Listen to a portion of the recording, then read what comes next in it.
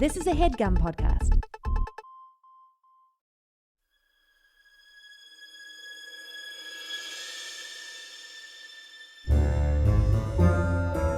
Oh, yeah. Welcome to A Funny Feeling Podcast. I'm Betsy Sidaro. And I'm Marcy Jarrow. This is a podcast where comedians tell us their paranormal experiences, and we listen to yours as well. Oh, yeah. And if you have one of these paranormal experiences that you want to share with us, please email it to us at funnyfeelingpod@gmail.com. Now get cozy. And prepare yourself to be scared silly. This is a Funny Feeling podcast.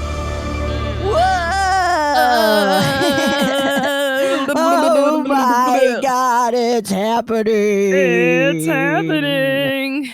We're Betsy. recording, Marcy. Dude, you did something really cool today. I did. So what, I guess an overall medium thing. I saw a medium, right? Dude, Marcy, you gotta. tell me. That's all up to you. Yes, I did. I did this really awesome thing called Guiding Circle with this incredible woman who I was telling Marcy, for the first 10 to 15 minutes kind of connects with people, The other side. The other side. Thank you, Marcy. And lists off a bunch of things. And then when she comes out of her trance, you then go over it with her. And I had a couple of past lives that popped up. One, Marcy, was that I was a knight during Crusades time. Oh, were you a bad guy? I was a good one. How do we know who was a good one? I don't know. But I was a knight, and she kept being very King Arthur. She didn't say vibes. She said it way more smart than I did, but pretty much that. She's very legendary King Arthur style. I was like, whoa, cool. That's so cool. And then another past life, I was a weaver. I wove stuff, including roofs, and then she was like, but on the side, you love to perform. And you were really funny, but your passion was weaving. Oh my gosh, that's so funny. Isn't that wild? You're all right, guys, I really have to stop telling jokes. I got to get to my passion project. Right. She was you were really, really funny, but you were serious about weaving. That's and I was whoa, dude. Oh man, that's so cool. Did you sometimes in a past life reading that I've had, they'll tell, or not even mine, but I've had friends say that people in this life were with them in other lives in certain ways. Yeah. So,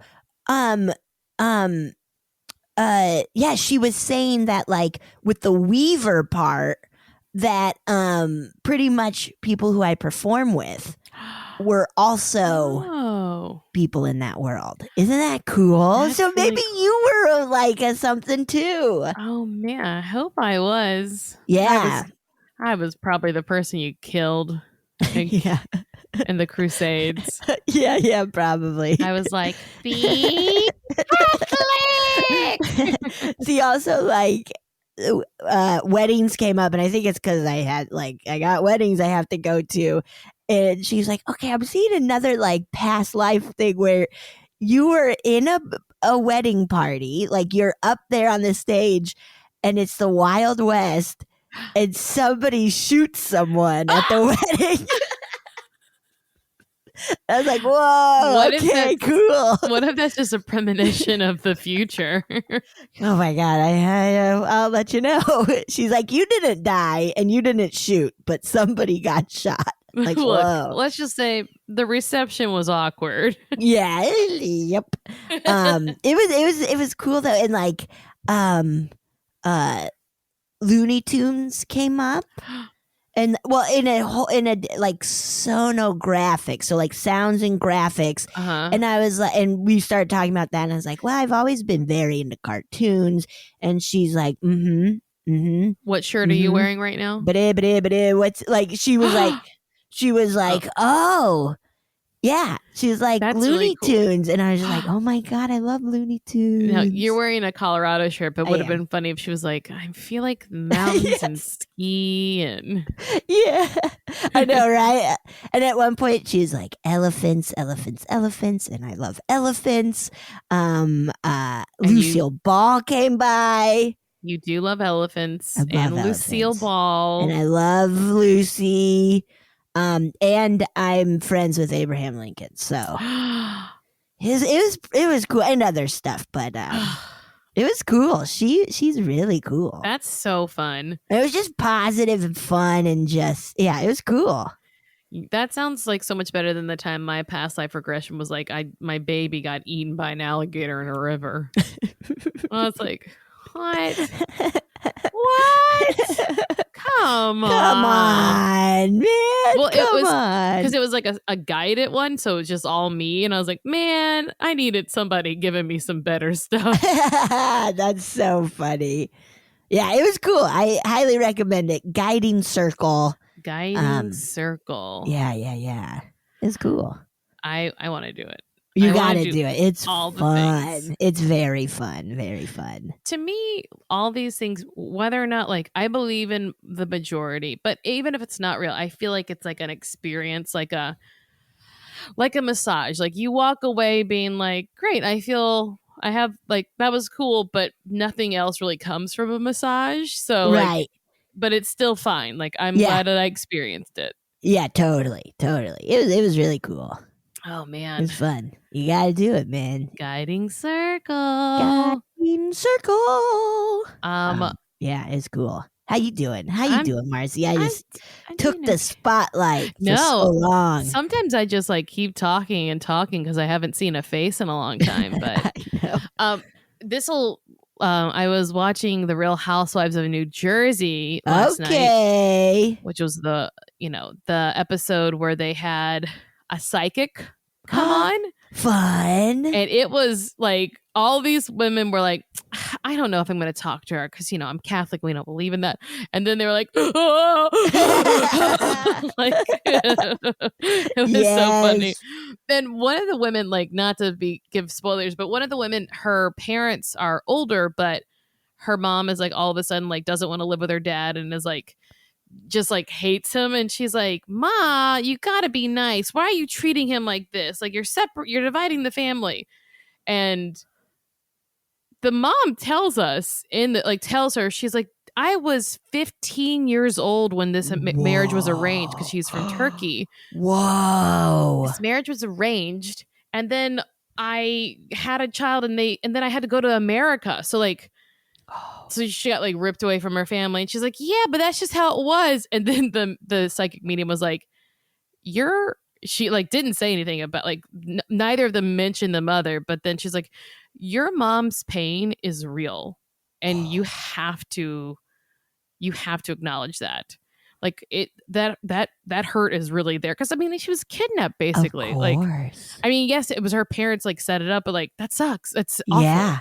Like, and then she's like, Ma, I talked to a lady and she said, I'm going to validate. It's real for you. It's real. You really feel it. And I was like, you stupid bitch. Come on. How would you like your teenage kid to be like, scooped up and be like, go marry somebody. Bye-bye. Have fun. Anyway, but I was like, that was the funniest one because the psychic was like telling them all different things and was like, your mom, you need to be nice to her because like that's fucked up. It's fucked up. I love when there's psychics on The Real Housewives, and they do it a lot. Do they? That's very funny. Good. At least once or twice a season. Whoa, that's fun. The best one is Real Housewives of Beverly Hills, like season 1 or 2. I forget which. Camille Grammer is friends with Alison Dubois, who the show Medium is based on. Oh. And so they have a dinner party with Alison Dubois, and Camille is also fighting with a few women, and Alison Dubois is like a true sinister devil. She's like she's vaping at the table, and she goes, I know exactly when you're gonna die, and I love that about me. What? Like she's like, your husband will never fulfill you. Like, oh my God. She's just like truly That's villainous. very funny. It was so funny. Anyway, Whoa. I love when my passions of reality and the paranormal overlap. It's just a true treat for me. What a dream. What a damn dream. It's so fun. But now, switching gears to our listeners' dreams. I don't know if that's true. Okay, shall we listen to a listener story? All right. Yes. Hi guys. So I used to work for a company. I'm a scientist, and this company this building in particular has gone through numerous name changes in its years, but one thing has always remained the same, and that is that it was built either on or near an African American slave burial ground, which I thought was creepy off jump. There's stories from various employees ranging from young to older about a little African American girl in a white dress roaming the halls. I know, it's creepy. So for me, I like believing in ghosts, but I've never really I guess you could say I have seen one. I don't know. I second guess myself. I get scared easily. Anyway, let me just start with the story. So there was a product in particular that we wanted to release, or they wanted to release, and as a result I had to work a lot. There's a lot of testing I had to do, and this one day I was like, you know what, I am going to work all day. I'm going to go pick my kids up from daycare, take them home, let them eat, wait for my husband to come home, and then I'm going to go back to work, and I'm going to work on this all night. That way I don't have anyone bugging me. And I did that. So went home, got the kids all done up for bed, and I came back to work, and I worked all night. Pretty much all night. And around the 2 o'clock or 3 o'clock hour, I had to go to the bathroom. I was finally coming to a stopping point, and I was like, I gotta pee. So in order for me to go to the bathroom, there is a door in the back of the lab that leads out into this adjacent hallway. At the end of the hallway, there are these open double doors. They're always open, and you go through it, and it leads out to the main hallway where you can go up and down. You can exit on one end, exit on the other. You can go into various labs up and down the hallway. Directly across from that adjacent hallway, in the main hallway, was an elevator. And next to the elevator, there was the men's bathroom. And next to the men's bathroom was the women's bathroom. So I walk out. I go out into the main hallway. And it's habit for me to look from left to right, just like before I cross. And I looked to my left, and I see a man wearing a brown jumpsuit. And he's walking towards me. But he's a little ways away. Startled me, but, my initial thought was, oh, it's just maintenance. It's just the guy, he's here, he's doing maintenance. So I don't think much of it. He scared the crap out of me, but I just kept going. I saw him, got scared, walked. And literally 3 to 5 seconds later, I got to the door of the women's bathroom. And then I looked to my left again. And this time, he is about to pass the men's bathroom. I don't know how he got that far that fast, because he was a ways down the hallway when I saw him. And when I saw him, he was this older white dude, and he was looking dead past me. It's he wasn't even looking at me. He was looking, I don't know, he was really tall because I'm short. he was like looking over my head, and it's like he had this like stare. Just, it was weird, and all I could think was, oh my God, this is it. I'm gonna die. And I rush into the women's bathroom, and I stop and I turn and I look at the entrance of the women's bathroom, and I am just waiting for this man to come in. And I don't know what I'm gonna do if he does come in and try to kill me, but I'm gonna do something. I'm not gonna die because I won't be able to get workers' comp. You know, that shit sucks. So I wait, but then I like get in there. I don't hear any footsteps. And usually you can hear the footsteps of somebody walking down this particular hallway. And I didn't hear anything. I didn't hear any doors opening. I didn't hear anything. So I'm thinking he's probably stopped at this door waiting to kill me. He's waiting for me to come out. And so I bust open the door, and I jump out and I look, and there's no one there. There is nobody there. I'm freaked out. So I go pee. I have to pee. So I go to pee, and I start walking back towards the lab. I'm making a beeline for the lab. So I cross the hallway into the adjacent hallway, and as I'm about to open the door into the lab, out of the corner of my eye, the elevator. Now let's stop. Usually when an elevator door opens, it opens relatively slow. It's like a slow opening. Out of the corner of my eye, I can see the light inside the elevator, and I can hear the doors just swing open, which like it was loud, and it was fast, and it was scary. I didn't even look fully. I just said out loud and out in the open, I was like, nope, and then went into the lab, and I packed all my shit, put all the samples up, and I booked it the hell out, because I was not fixing to sit there and get haunted at 3 a.m. over some samples. So I went home. It was scary. I went to sleep and I came back. But let me just say, I'm gonna go back.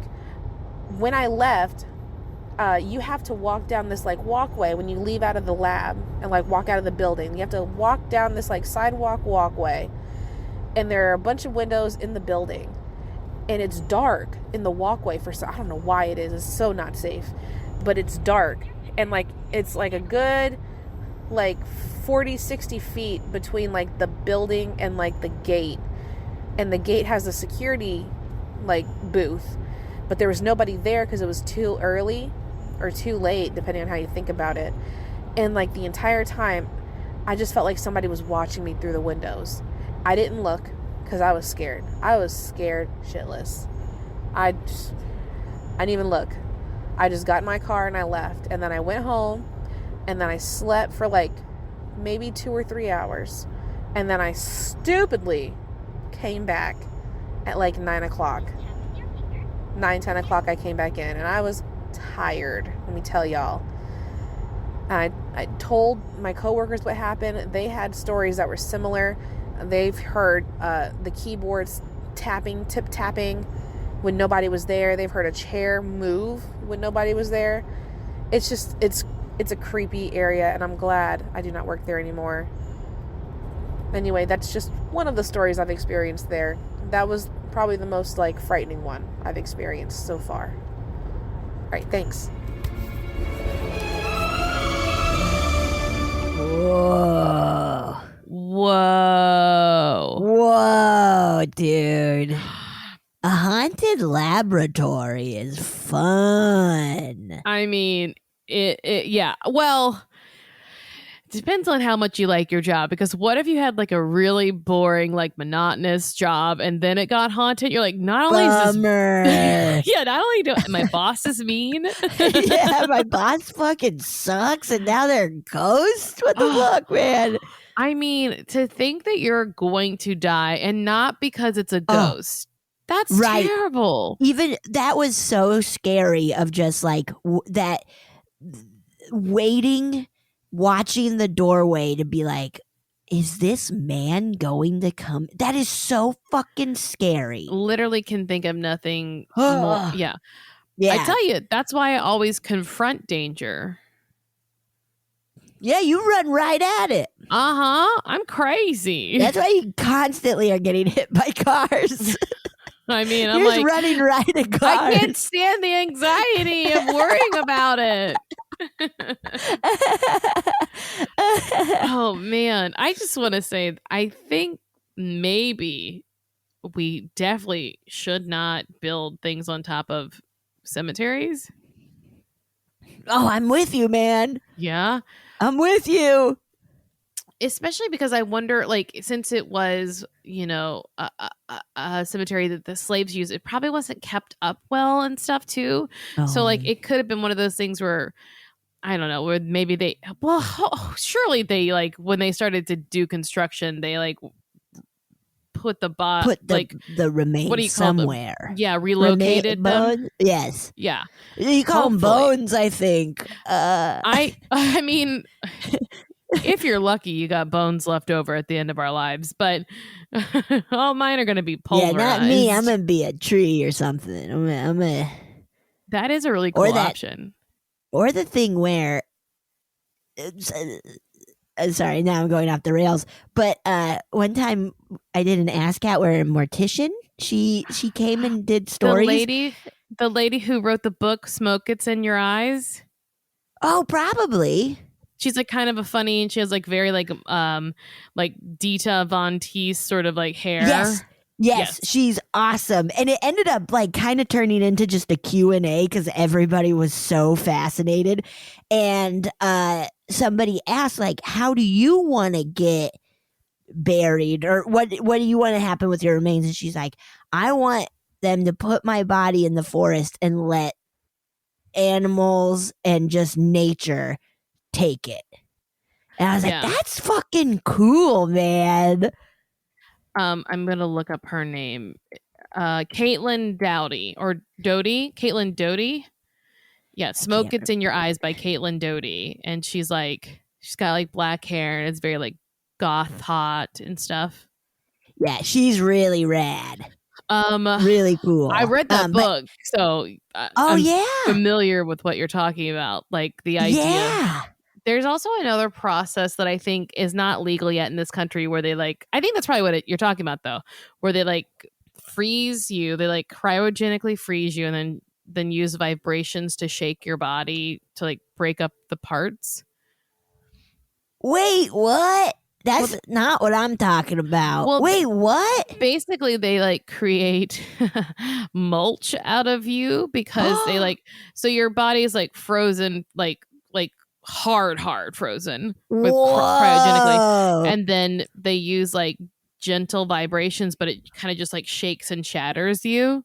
So like there's no semblance of a person there anymore, and then they can like put it in like a big basically bulb that is a tree, like the roots of a tree. That's what I want to do. Yes. That sounds awesome. Yes. Yeah.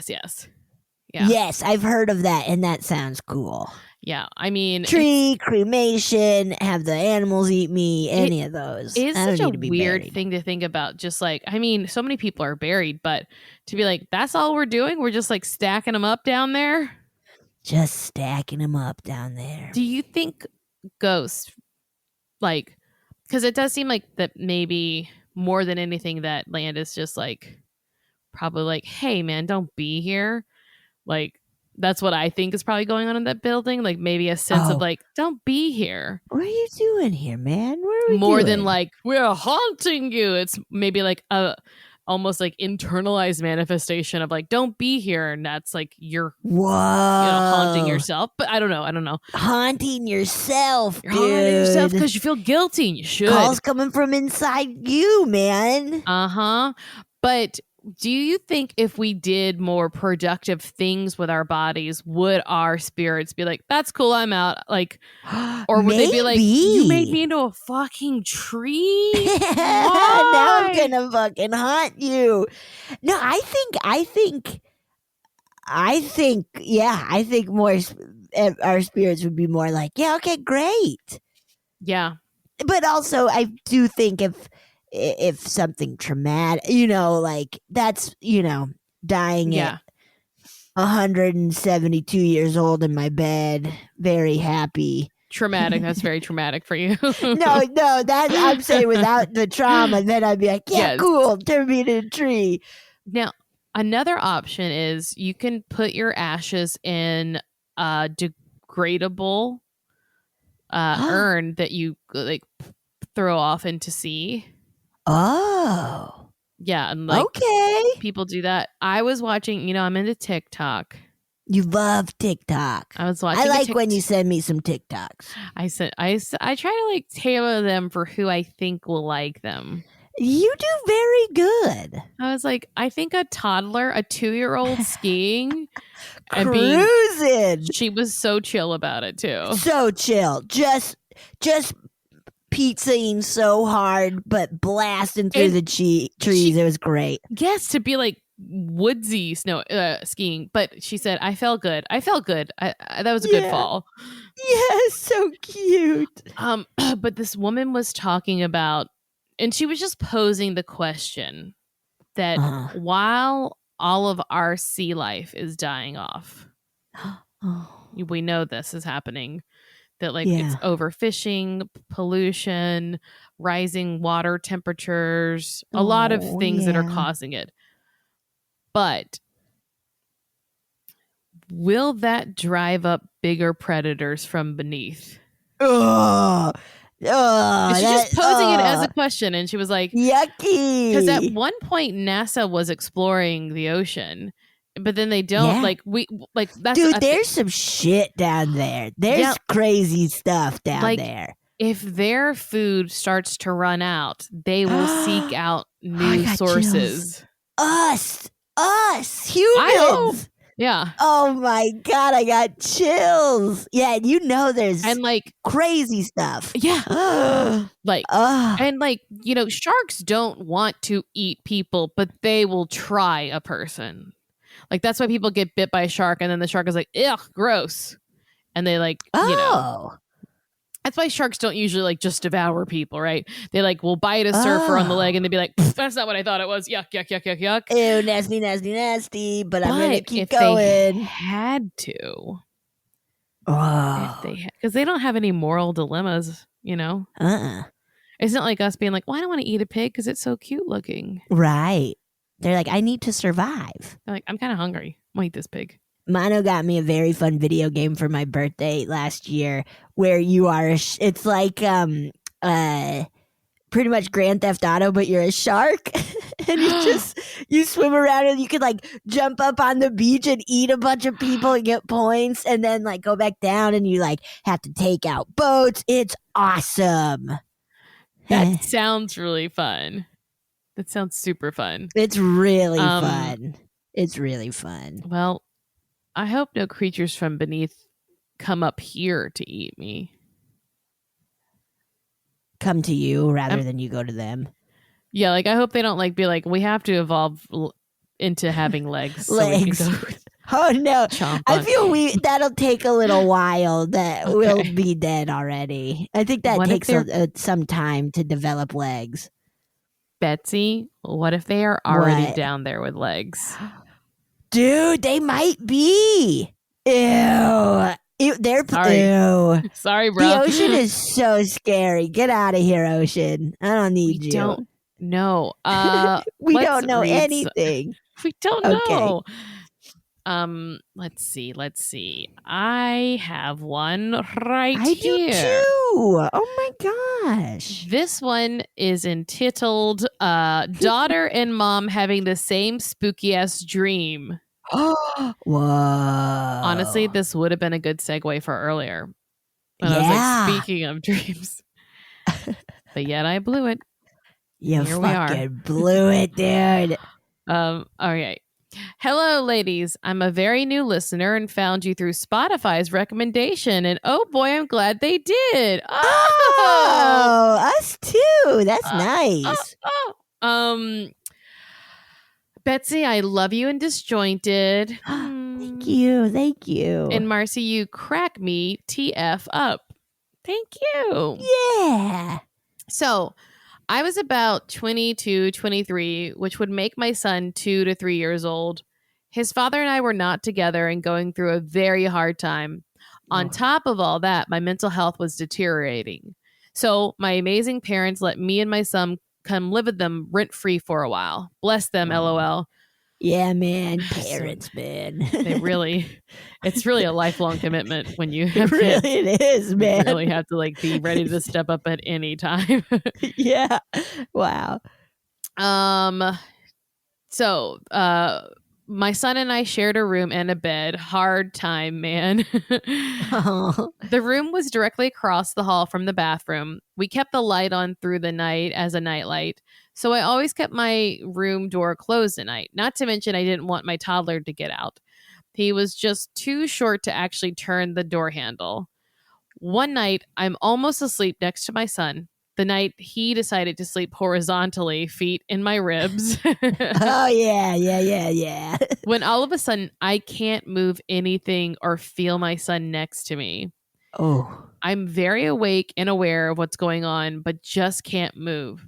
But that's not even the most disgusting part. I look out my door, which was closed before, into the bathroom and see a huge shadow person with red eyes. Oh my God. Now, the eyes stood out because they looked like little LED lights, but looked at me as eyes would.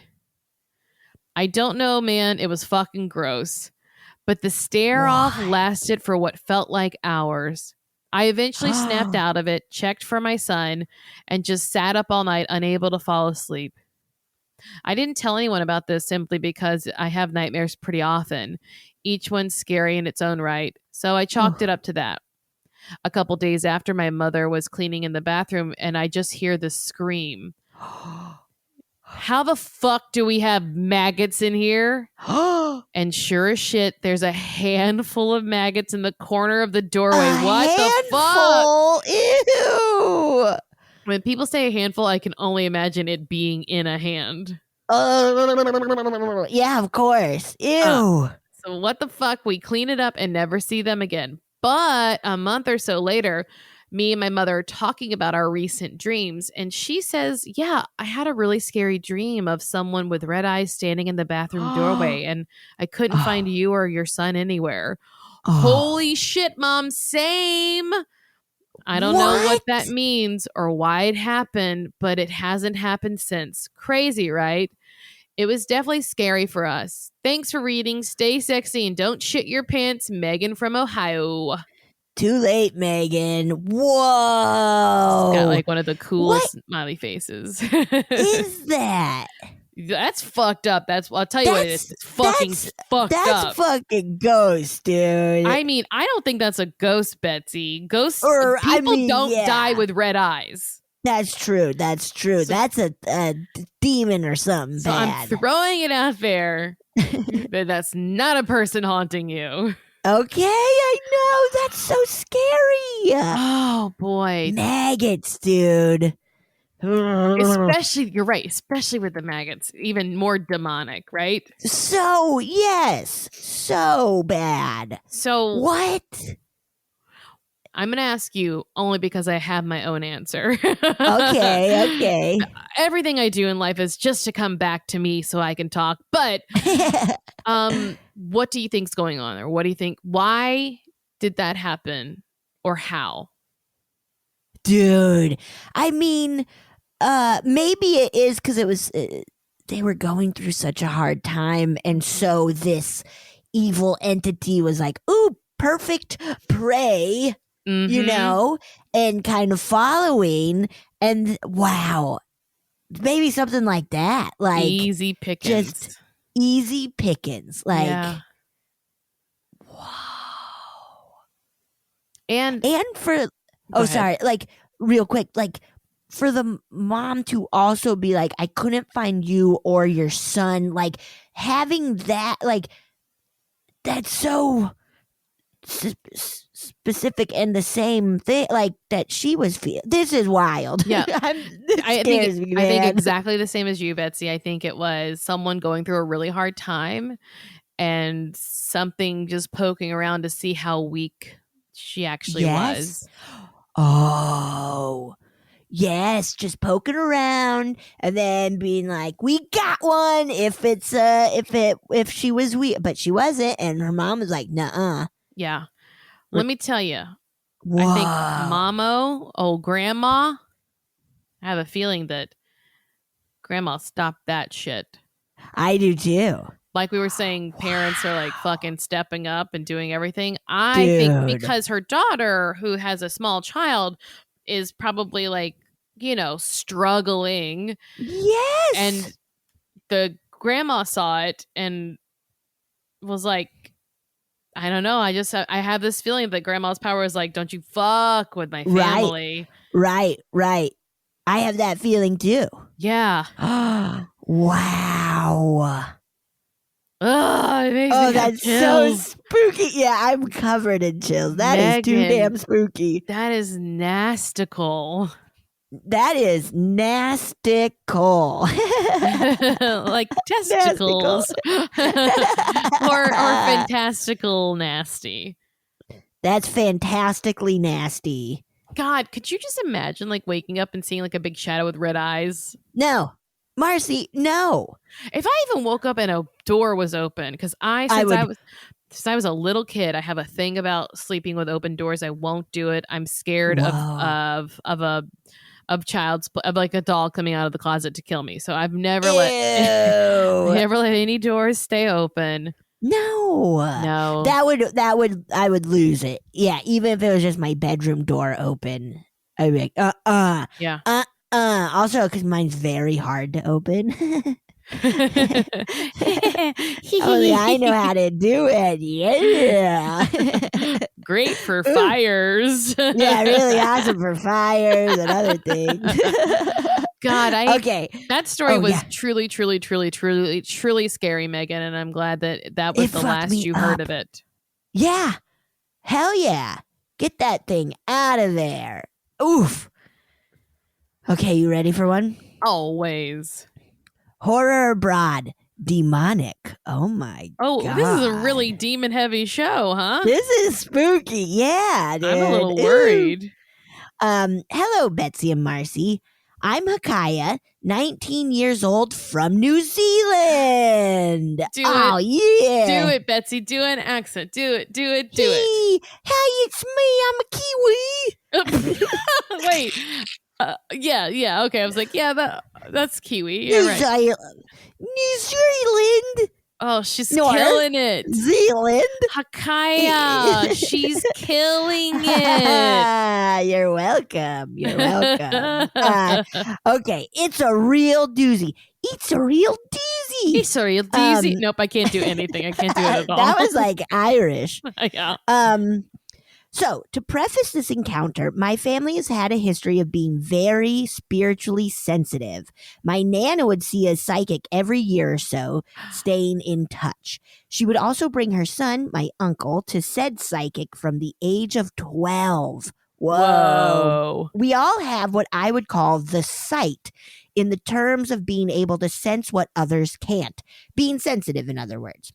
My mother has a very natural way when she works with things to do about the paranormal. When gifted jewelry, she'll plant it into the ground and wait a night for the object to be grounded. Pardon the pun. I, on the other hand, will be affected from headaches, high-pitched ringing, feelings of deja vu, and dreams. We're a non-practicing Catholic family. I wasn't brought up Catholic, though my mother's father's side is very Catholic. The type to gift Bibles at birthdays. Ooh, that's Catholic. Too Catholic. It might be too Catholic. If you're giving a kid a Bible for his 5th birthday, you might be too Catholic. If you really love having ashes on your forehead, you might be too Catholic. If every woman in your family's named Maria, Mary, or Sarah, you might be too Catholic. Yes. We're going on the road. We're on the road, man.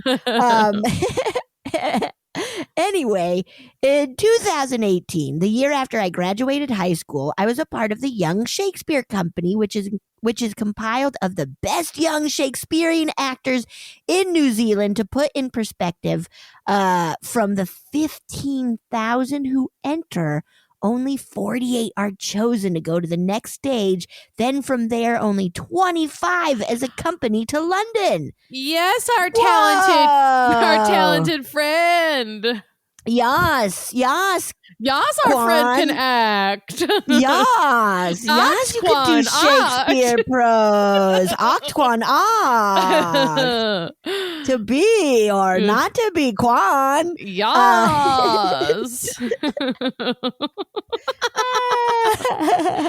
I was lucky enough to have been chosen. Hell yeah, dude. Luck had it was nothing to my do first- with it. No, you're talented. It was my first time leaving the country, and what a long flight it was. We went with Singapore Airlines, 10 out of 10, by the way. Great food. Oh, yeah, Ooh. nice. That's weird to hear about airplane, because I don't know about you, but airplane food. Well, they don't even give it to you or here anymore. Yeah, now it's not even a thing. I was gonna do stand up, and then I just was like, I don't fucking want to. You don't have it? I don't have 5 minutes on airplane food anymore. Ma'am, this is croissant's not warm. That was really good. That's my joke. That's my joke. Man, croissant. Give us the croissant joke. My brain used to work, I swear. Mine never did. Okay. Anyway, while in London, we were to perform on the Globe stage a production of Henry V. Cool. One of our teachers, whose professional title was Master of Movement. Ooh. That's funny. I bet she gave that to herself, that title. It was probably a nickname from college because she took so many shits.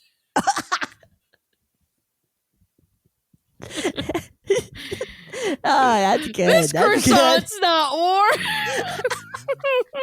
good. Yes, a callback. Yes, a callback.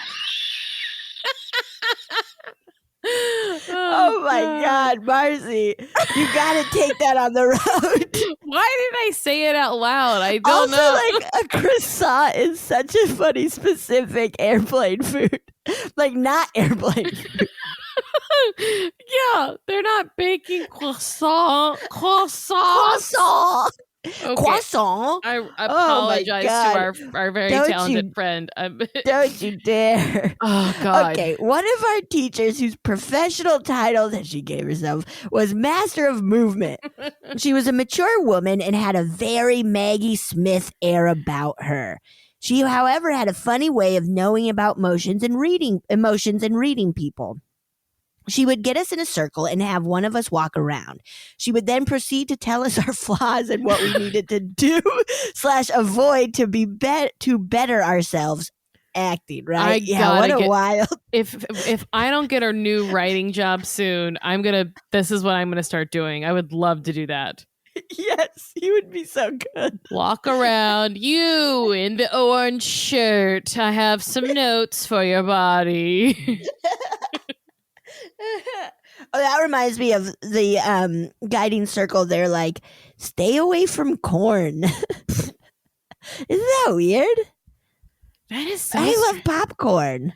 What if you're I said that? I was like, but I love popcorn. She's like, cut back on it. I was like, wait, I'm not like pounding it all the time. Stay away from corn.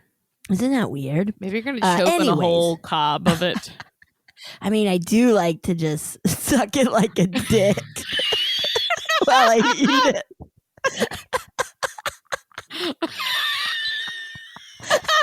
What if I have a heart attack right now, Betsy? I'll come get you. I'm vaccinated. I'll come get you.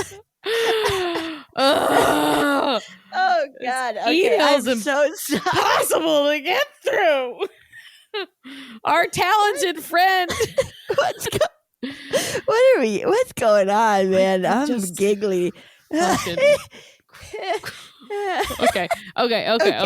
Stop thinking about it. Like, sucking a dick. Okay. It's really working the top of it with your hand. Hell yeah.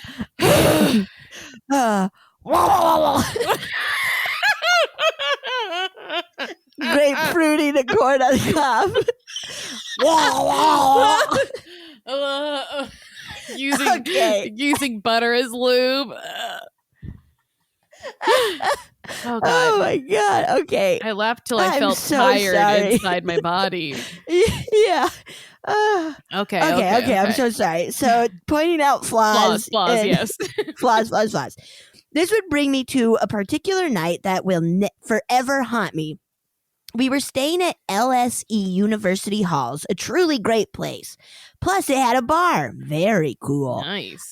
This night felt normal at first. I was sharing the room with two of my friends. Before we went to sleep, we would gossip and just talk about our day. My bed was against the wall and my feet were pointing towards the door. The other two beds were on the other side. Keep in mind, my bed was the first you see when you enter the room. It was probably 10 p.m.-ish. The other two were still talking, and I drifted off to sleep. For some reason, my eyes shot open, and I was surprised to see that the lamps were off and the others asleep, thinking that I may have drifted off for 10 minutes or so. This was not the case. It was much later. Just laying there trying to go back to sleep, thinking nothing of it, I closed my eyes again. But with a great and sudden force, my body went rigid and bent. I would say I went from my normal sleeping position to what I would say was like an L shape, putting me in direct sight of the door. Oh my God. What the fuck? That's This scary. is- Exorcist shit. Spooky. Oh my God. Okay. Oh shit. The room went cold. I was unable to speak and to a point breathe. It was some form of sleep paralysis, though make note, I was not sleeping on my back. All I could do was stare at the space below my bed, including the door. What? Excuse me, I got so scared I had to burp. With all my might, I couldn't throw whatever had me in its grasp. Just like a whisper, it showed itself. A dark and dense form started to manifest itself before me. It seemed to draw the darkness from the room to itself and become solid. What? That's a This fucked up being way to describe it, though. It's such an incredible and fucked up way to Yeah. describe it. This being didn't have a particular form or shape, but what I would describe as a mass. I went into a fit, close to a spasm. I was fighting to move and do something to stop it. It moved towards me, bringing its foul storm with it. Whoa. Ew! With a last effort to help myself, I thought of white light flooding the room. I was able to move. The spell had lifted. That's like a thing, right? Yeah. Whoa. I just laid there for a bit to catch up with myself mentally. A few moments passed, and I dared to move my hand, trying to find my rosary on the bedside of the table. To my astonishment, it was broken. The cross itself had been detached from the chain. Fuck. I just held it, wanting to move my desperation.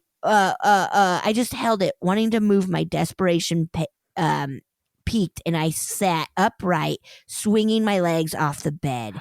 The others start to stir awake. I made up an excuse. I just remembered that I didn't give someone something. I didn't want to freak the others out, nor did I know if they would believe me at all. I go to our chaperone's room in a fit of crazed fear and disbelief. She was thankfully very understanding and just hugged me. We then went on to share our thoughts and stories. Surprisingly, I made myself go back to bed. She had to deal with some drama that night, involving some petty drama, which is to be expected with drama kids. I mean, I felt bad for disturbing her so late. I can only imagine. Predictably, I didn't get much sleep that night. Making myself go back to my room, I just laid there and tried to listen to my audiobook of The Help. The room felt different from that time onwards. I did end up telling my friends what had happened to me. They were very understanding. My friend AJ would even make sure that I went to sleep first. He would then watch over me in case I woke up again so I wouldn't be alone. That's so nice. So nice. I needed some exercises to regain the space, filling the room with white light and positive energy. I do apologize for the long email. As I type this down, I'm feeling uneasy, as if the thought of it will bring the darkness back. Oh no. Thanks for being unapologetically yourselves, Betsy and Marcy. Keep doing what you're doing. I'll start sending in more of my paranormal events and try and keep them shorter than this one, though. I thought I needed to give it justice. Absolutely. All the best, Hakaia. P.S. AJ during rehearsal went to make a fart joke by farting in class, but instead shat his pants. It still makes me smile. Oh, that's funny. AJ. You know what? That's when the joke's on you. Like the fart's like, I'll have the last laugh. The joke is on your butt and your undies. And honestly, all over the floor. And on the floor, dude. Wow. That was such a great story. No need to apologize for a well-written. Oh my God, that was so good. That the description of the entity, you like absorbing the darkness of the room to then get darker. Yes. Holy shit. That's like Edgar Allan Poe shit. Absolutely. I think. I don't know. I never read that. I never read that shit. Read it either. I haven't read Poe. Oh, if I read that shit, man. That's so scary to like have your body like herk and jerk that way. That's horrifying. That's really scary. And then, yeah, that moment of like, I went through like a fit or something. That is so scary. I'll tell you what, though, if I was a ghost and I was like, look, I have to haunt somebody in this university. I mean, that's how it works. I'm going for traveling drama students. Oh, yes. So you gotta go for traveling drama students. So much emotion, so much energy. Oh, yes. And if you do good, they're going to really describe it well. I mean, you know, and they're going to tell it. Hakaia is also maybe a great writer as well as actor. I think so too. Don't sleep on their writing skills. You know what I'm saying? Don't you dare sleep on that. That was really that fucked me up, man. Too many demons. You know what I'm saying? Too many demons. Too many demons. Too many demons. Shall we listen to a listener story? Yes, we shall. Hello, Marcy and Betsy. This is Heidi. I'm calling you from Juneau, Alaska. But these experiences happened in my hometown of Salt Lake City and another hometown of Burbank, California. So first, the one that happened in Burbank, I was working there at this little company in kind of industrial Burbank that sold photocopiers and fax machines. Really exciting work, but I was working in the front office. I was a receptionist, and I was working across from this girl, Maria, and we were just quietly working in this front office, and the office is such that it's sort of separated from the offices in back, so there's nothing next to it, and where I'm sitting, I can see the hallway that leads in, but so I can see if anyone is coming from the other part of the building. And so it was just me and Maria sitting there working at our computers. And then we heard a voice say, hey, you. And it seriously sounded like that. It was like Gollum-esque. And we both looked up because we were facing each other. Our desks were across from the room from each other, facing each other. And we both looked up at each other. And I said, did you hear that? And she said, yes. Did you hear that? And I said, yes. And we just both got chills. And anyway, we both heard the exact same thing. And there was nothing around. And there's no way anyone could have come from anywhere. I tried to think, are there, heating or cooling vents or anything? But there's really not. And it came from like it was in the space between Maria and I. And anyway, that was it. But then I think I didn't find this out till later, but the owner of the company, who's office we worked outside of had in there the ashes of his deceased ex-wife, and I think like his deceased father-in-law or something. But the ex-wife used to like basically run the company. Like she was in charge of it and really invested in it. But I heard that she really was like this tough thing.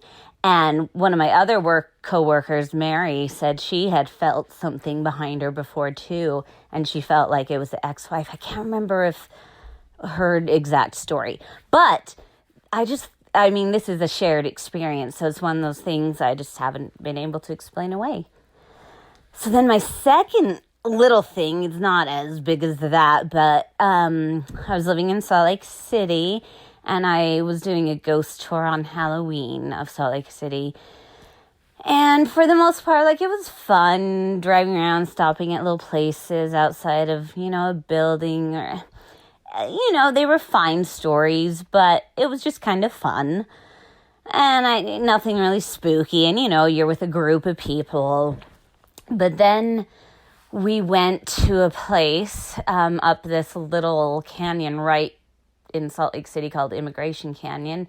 You drive up past the zoo, and then it becomes really pretty. But right when you start to enter that canyon, we pulled off, and it was where Ted Bundy had done some of his murders, and it had like the people he murdered in this little house there. So we walked down into, it was like down in sort of a, not a ditch, but it was just down in this forested area, but it was cleared, and all that was left was like the foundation of this little house, like parts of the foundation, and a little part of a wall was still up. And of course people had come and done graffiti and all sorts of scary things there, I'm sure. And it really did feel weird. I mean, one, it's kind of forested, so that's already weird. And it was, so we were just sort of looking around, and I was with my ex of the time. Anyway, the tour guide had said, hold up your, you can take pictures anywhere and maybe you'll see things, just along the whole tour, they said that. But at this place, so just while people were looking around, my boyfriend held up his camera, his iPhone camera, and I was just standing next to him. And so he was looking like at the screen of the phone, and I was kind of looking between the screen and the phone and past it into sort of the trees just around there. And then we saw these white streaks flash through, like it was like something flew through. It was like, streaks. And he caught pictures of it on the camera, just these white streaks. And I saw it in real life as well. And it just like just across our vision. And that was pretty weird. So yeah, I think after that we got back on the bus pretty quick. So those are my stories. Thanks. You guys are the best. Oh, and I should add, I wanted to find the photos to send to you with this, but I couldn't find them in my photos anywhere for some reason, or my emails. So I guess I'll reach out to my ex, because I bet he has them on his computer. And so I'll try to get them and send them with this. Okay, bye. Whoa, you did it. Oh, wow. Heidi. Oh. You really went above and beyond for You us. went, way above and beyond. I hope that X is cool. Whoa. Oh, boy. It is really cool. Like, in Heidi's email, she talks about that when she sent this email, her sister had just been diagnosed with stage 4 cancer and then passed after. But she mentioned that like our exploration of the paranormal and the afterlife has like given her some like something to think about when it comes to that. Let's see, how did she word it? I'm so why am I saying it in my own words? Where did this email go? Oh boy, oh boy, oh boy, I can't do nothing right. Okay, she said that we try to figure out life as we all try to figure out life and death and ponder the paranormal. It's nice to have a place, this podcast, to consistently be reminded that there's more magic, more to come, but equally important that there's always humor. Oh my God, Heidi! That's so nice. I'm gonna That's cry, so and not just because I'm nice. stupid this time. Oh, that's such a nice email, and also like That's so nice. both of those stories are so terrifying. So spooky. That golem, like, hey you, holy Don't shit, forget to clock dude. out. Hey, yeah, clock out, okay? We don't do overtime. Yeah. Wow. And those pictures, it is like, what are those streaks? Yeah. They like, how cool to capture it as well, of 'Cause like, if you didn't know any clear, better, you'd be like, streaky, oh, streaky. is this snow? Right. But it's not. Right. Because it's Salt Lake City, in October. Right. Wow. It does. It looks like just like swipes and swipes of stuff. Yeah. Very interesting. I wonder, like, how, yeah. Yeah. Ooh, it's spooky. And you caught it. You caught it. And you, not only did you catch it, you then emailed an ex. You emailed an ex. Good job. I mean, hopefully you guys are on great terms. So, Yeah. Yeah. Yeah. Yeah. Hopefully. Hopefully. Hopefully. All right. Wow. Betsy, Yeah. do you have one? I got one. You ready? Oh, yeah. Are you ready? Yeah, she's ready. ready. Oh, yeah. Okay, this is titled Spooky Lady Dreams, baby. Yes. Hello, Marcy and Betsy. Huge fan of the show. Love you, little ghost cuties, so much. Aw, Thank you. I want to tell you a story of me and my family's connection to dreams. Just for some background, my mother's side of the family is Puerto Rican, and they have always oozed this beautiful and mystical matriarchal power. Ooh. Cool. That's cool, man. My mom is one of 5 girls born to a single mother, all within 6 years. Wow. They have all been attached at the hip since their childhood. They should that should be a television That should be a show or TV show. something. I only understand things and how they can be used as television or film, though. So Me too. it should be a TV show. I'd watch that. I don't want to interact with anyone, but I'd watch that. I would watch it. There may be some brujeria history and maybe even a family curse, but that's a story for another time. Okay. What? Okay. I first became aware of these powerful dreams at a super young age after a family tragedy. Whoa. My dad passed away on 9/11 when he was working in the Twin Towers. Oh my God.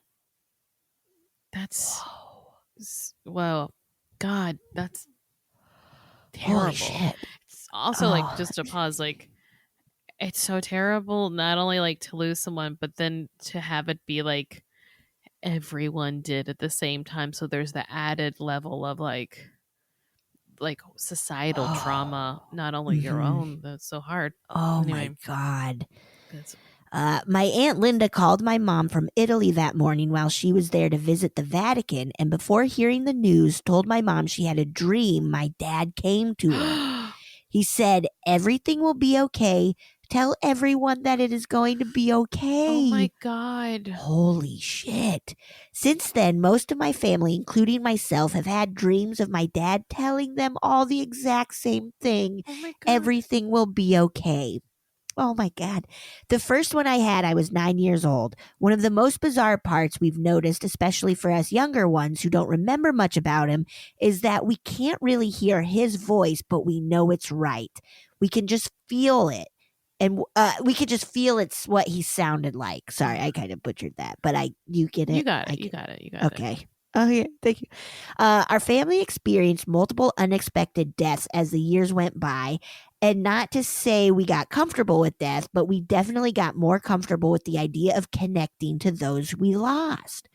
3 years ago, my Aunt Trina passed away suddenly of cancer. Oh, she was the person I was closest to. She moved in after my dad passed to help my mom raise me and my siblings. She became my second mom. She now comes to me every year to say happy birthday to me in my dreams, which I love. Oh my God, that's awesome. It makes me feel so special that even after she's left this plane, she still remembers. Oh. The other week, I told my boyfriend about these birthday visits from Trina. I had never told anyone else before this. He seemed skeptical at first, but as I told him more about it, he understood how powerful it was to me.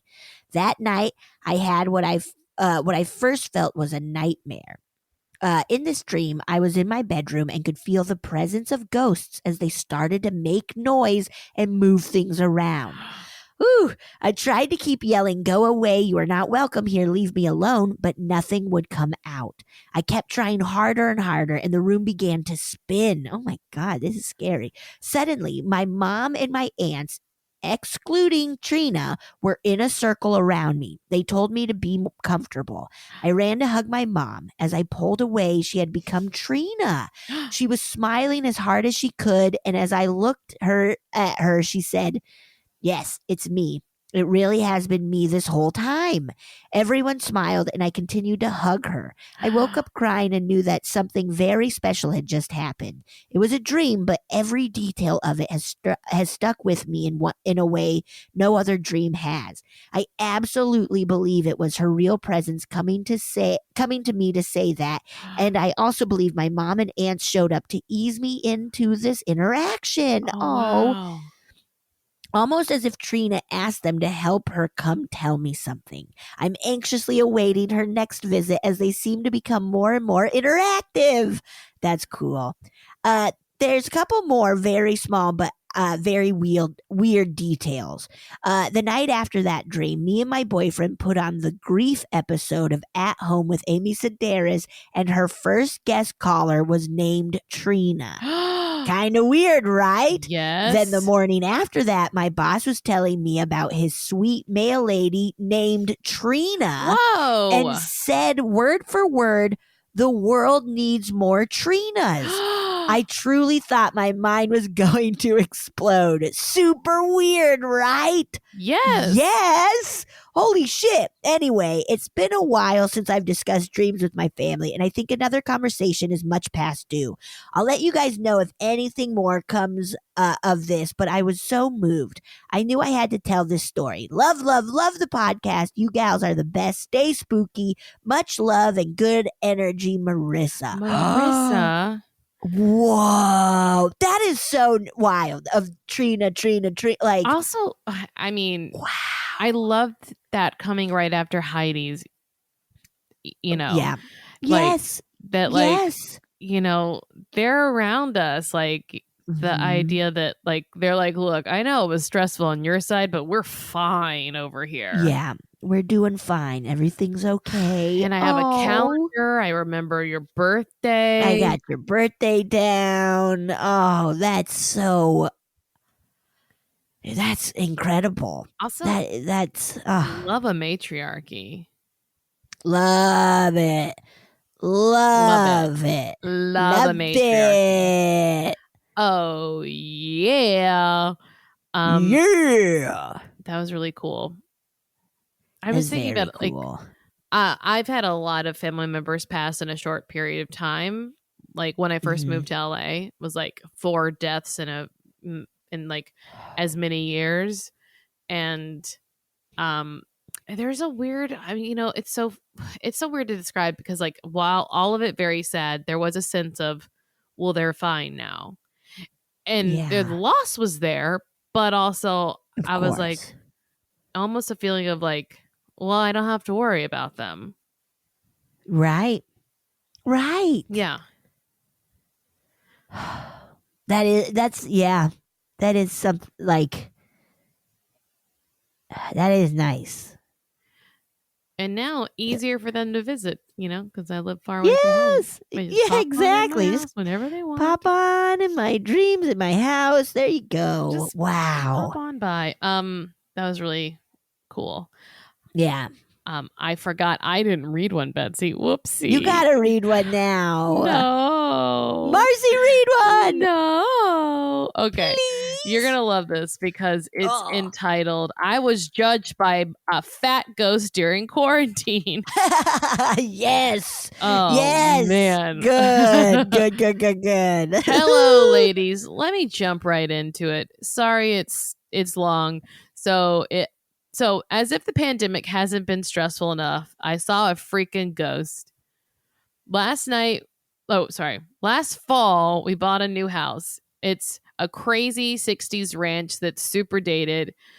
It has 2 vintage kitchens, a bomb shelter for real, and a giant rompus room. I'm into it. What? This sounds awesome. I love it. I wonder if it's got a sunken living room. I mean, I assume that, yeah, it's gotta. It's got to, right? Ooh. In the basement, complete with shag carpeting on the wall and a pool table.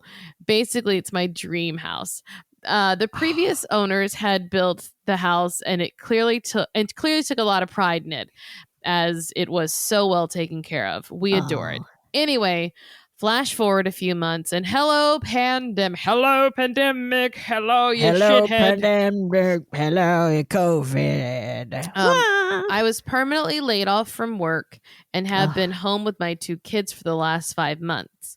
We've been under a lot of stress, like the rest of the world, but we've been doing our best to maintain a positive attitude for the kids, but they know. Recently, my daughter started complaining about waking up to see an old lady in her room. I assumed this was sleep paralysis brought on by stress, as most of my family had suffered from it as children. My mom and I never saw anything when we had it, but my little sister used to see a gray alien in her room. I explained to my daughter what it was, and that while it was scary, it wasn't real. These are just hard times, but we're going to get through it together. An alien? I'm so sorry. What? Hello. What? Flash forward a couple of weeks ago. I got a call from my job. Had to readjust. My feet don't always touch the ground, so I have to keep like one up in the chair. Yes. Okay. It's really hard being 5'4" with short legs. Or Hey, 5'5" I'm right there with with short you. legs. Okay, flash forward a couple weeks ago. I got a call from my job telling me that my permanent layoff wasn't actually permanent, and it invited me back. Oh, Yay! great. That's great. I work from home, but normally the kids are at school or with a sitter while I'm working. Now, I'm trying to wrangle 2 children that never leave the house and a full-time job. Fun times, but at least I'm working. I've been super tired and lazy since I've started working, as I've been struggling to get back on a schedule after months of staying up late from worry, Right. sleeping in late in the morning, and depression naps during the afternoon. Oh, is that what my schedule is doing? Wow. That's my Hey, my that's routine. what I'm doing. I was just, I need a depression nap. That sounds kind of nice. Oh, I've been taking them, Betsy. I've been taking them too. I highly don't recommend. know if it's been, I love them. I love taking naps. I've let the housework slip. There were baskets of laundry that needed to be put away, dishes in the sink, and toys everywhere. Literally, guys, she's describing my world. I even bought more laundry baskets. This will help solve my problem. Well, it's like at least they won't be on the floor. I mean, yeah, there you go. That's nice. That's you nice. You do what you can do. Yes. I guess the previous owner was feeling precious about her house because last week my son came running into my room and told me there was an old lady in the kitchen. I went into the lady. I know. I went into the kitchen to check it out, convinced that he was just messing with me. As soon as I turned the corner, all of the hairs on my arms and backs and my neck stood up. Sure as shit, there was an old woman in my kitchen. No. She was short and heavy set with a tight white perm that all old ladies have. She was wearing a red dress with keds and was holding a dish towel in her hands. I knew there was something off about her beyond the fact that she was a stranger in my house. There was a pressure in the room, like the air was sucked out of it, but the air also felt heavy at the same time. I know this. I felt this. That probably doesn't make sense, but that's what it felt like. I started to tell her that she needed to get out of my house right now or I'm calling the police. But I think the only thing I got out was a shaky, ma'am. Yeah, dude. She turned around and stared at me. She dried her hands and then snapped the dish towel over her shoulder, put her hands on her hips, and glared furiously at me. And then she disappeared. What? She was just gone. I thought I was going to hurl. My daughter poked me in the back, and I swear I jumped so high that I'm surprised I didn't knock a hole in the ceiling. She said, "That's the lady, Mom. That's the lady from my room." Ooh. I grabbed the kids, the dog, and a very angry cat and hustled them out to the car where we waited for my husband to get home. He didn't have much to say when we told him what we saw, but he put the laundry away while I cleaned the kitchen. The kids slept in my bed that night, and after they were asleep, I announced to the house, "Mrs. McGee, this is my house now. You can't come back here anymore." And I really got the feeling that she was pissed that the house was a mess, and I've never felt so judged. I just knew that was why she was there. She communicated exactly what she wanted to say without actually saying a word. I guess a ghost is what it took for me to figure out the work-life balance because we've stayed up on top of the housework and she hasn't been back since. I hope it stays that way because, oh my God, I just can't. Thanks so much. Love the podcast, M. What the fuck? Wow. Whoa. Oh my God, dude. How incredible, too, of like the son seeing this lady and then coming back and the old lady's still there. Yes. That's wild. I mean, I've never heard of that. No. And then a third person, her daughter, was like, yeah, that's the old mean lady. That is blowing my mind. Wow. Look, she may have been mad, but I don't think that she was like malicious. I just think she was like, right. We can't go on this way. Right. And she was like, I need to teach them a lesson. I'm going to scare the kids to get this shit cleaned up, man. Man, I hope a ghost doesn't come to my house because it's a wreck all the time. I know. Yeah, mine too. I'm just like, sorry. Sorry. I'm a pile queen these days. You're a pile queen. I'm a queen. It's hard to do it. That was fucked up, though. Wow, dude. Also, and it being the same lady, like, that's what happens when you say it wasn't real. That lady was like, "Oh, I'm going to show you what's real. Your fucking dirty ass dishes." Yeah, I'm going to get you. I'm going to get you. I love that. Well, I'm glad that you're back at work, and I hope that times are easing up now because I do too. We're getting back to society. We're figuring it out. I got my arm stuck.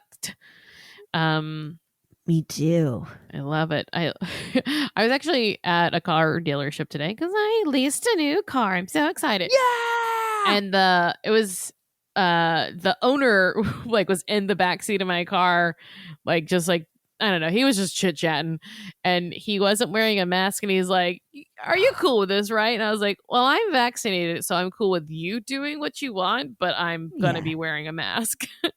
Good for you. Yeah. He was like, "You can take it off." I was like, "That's okay. I'm gonna keep it on." Nope. Let me keep it on. Let me do whatever I want to do. You're clearly doing whatever you want to do. So I tell you what, it's really hard to get like a dude to wear a mask sometimes. Yeah, man. I mean, if they don't wash their hands, why are they going to wear a mask? And they're right. True. you're right. If you're not washing your hands, I guess don't wear a mask, dude. I guess not. You'll just Yeah, kill all of us. Fucking spreading it. But I was like, I don't love it, but I'm wearing a mask and I'm vaccinated, so it's fine. Yep. Wow. But that's the life we're getting ready to go back into. Yeah. Yep. It's gonna be a lot of that. Of like, you can take your mask off. Nah. Yeah. I don't know you. I don't need I don't know to. what your I'll deal keep it is. on. It's not a big deal. Yeah. I'll do it with friends. I don't mind it. But not Yeah. you. I'll do it with friends I trust. Ha. Let's listen to another one. We got a little time. Let's do it. Alrighty, ladies and guest, maybe. I am already a little bit more into a bottle of wine than I'm willing to admit, but I guess I already did. And I've been sitting on some stories for y'all for a while. I got plenty more, but I'm gonna start off real easy. When I was about 8 years old, I used to wake up every night. I never used to check what time because I didn't have a clock in my room, but every night around the same time, I would wake up and see just 12 to 20 shadow people in my room, which is the window is directly, second level, directly facing, or directly in between, rather, two street lights, so it's well lit. And I always had like real gauzy curtains, so like it let a lot of that light in. Nice as a kid until you start seeing fucking shadow people.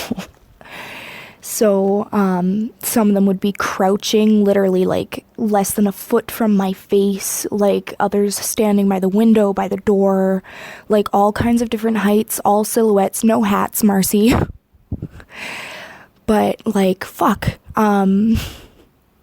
So I wrote about it in a letter to Santa Claus, which it had been going on for maybe like 8 months, maybe a year. And I figured if anyone could, like, you know, take care of the mystical, creepy shadow people in my room, it would be Santa, I guess. My mom somehow read that letter and did some witchy shit. I apparently have a cousin who cleanses stuff. She did it all over the phone, but my mom's theory is because she was very sick at the time. She had asked our ancestors, whatever, to look over me, and she figures that she opened some sort of gate, which I didn't find this out until years later. She explained it to me nicely at the time, like, oh, like, Granny whatever is looking over you, but I found out years later that she was like, no, like, I opened up a fucking portal to who knows where the fuck. I'm talking about this real casual, but I am into this. Your guys' podcast, mwah.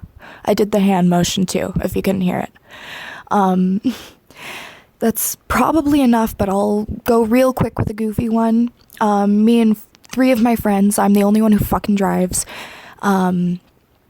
we're heading out to get, just snacks from 7-Eleven. Our friend's house we were going from lives in a nice rural area, so dirt fucking roads, literally lives across from an intersection of a slaughterhouse. There's a burnt down fire department. Don't know how the fuck that happens, but there's literally like the remnants of like a 1910 fire department within his vicinity. But we're just driving down the road, and right at the crossroads, which this is where I found the spooky significance, there is a bald, completely fucking hairless man, shirtless, sitting crisscross with his back facing us in the middle of the fucking road. We all kind of thought it was a fire cone at first, and then as soon as I got close enough, I screeched to a halt and then floored it the fuck around him, keeping the passenger door with my boyfriend at the time fucking facing this strange dude.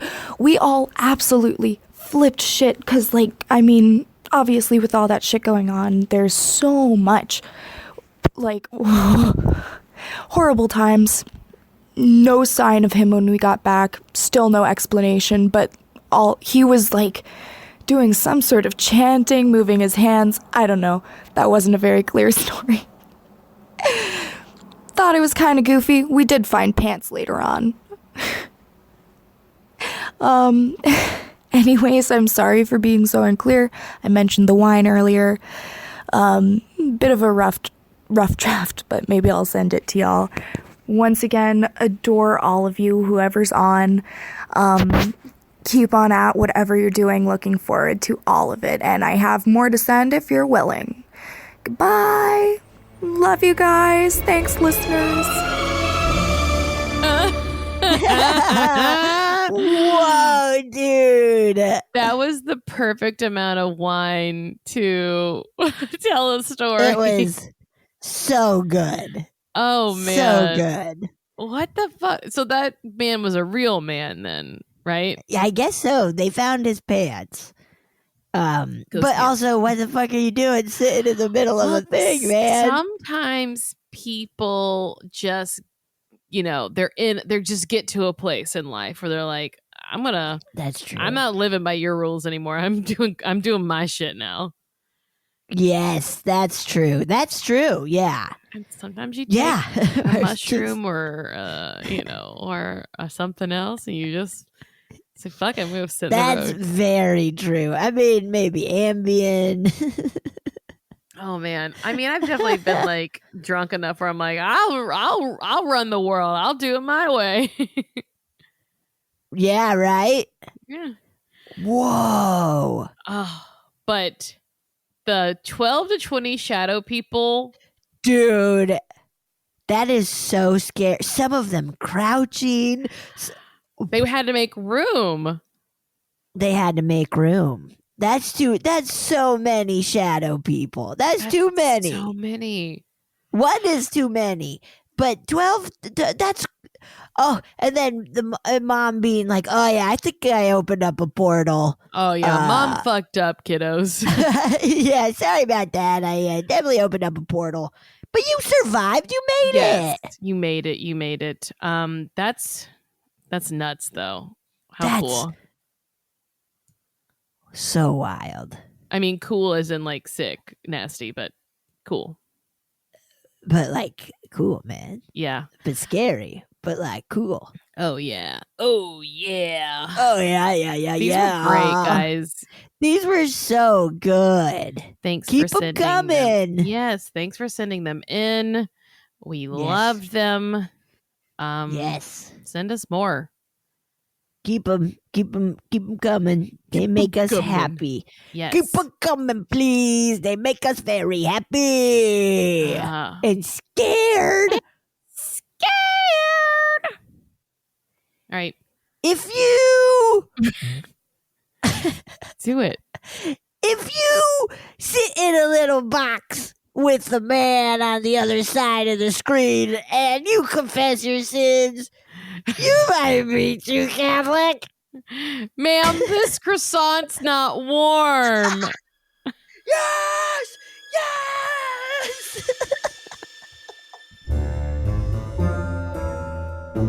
Oh, yeah. Thank you so much for listening to A Funny Feeling. If you have a paranormal experience that you would like to share, please send us a voice memo, or you can email us just a letter at funnyfeelingpod@gmail.com. I'm Marcy. I'm Betsy.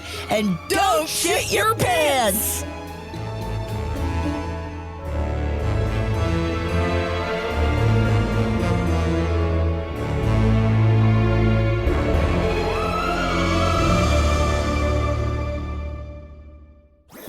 That was a HeadGum podcast.